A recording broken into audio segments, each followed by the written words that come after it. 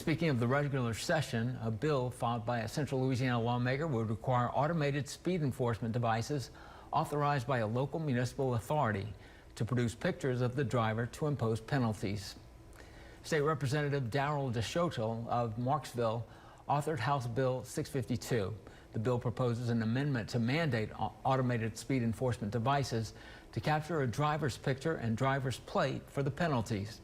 If passed through the legislature, HB 652 would go into effect January 1st of 2025, meaning local authorities cannot impose fines or penalties resulting from images produced by these devices.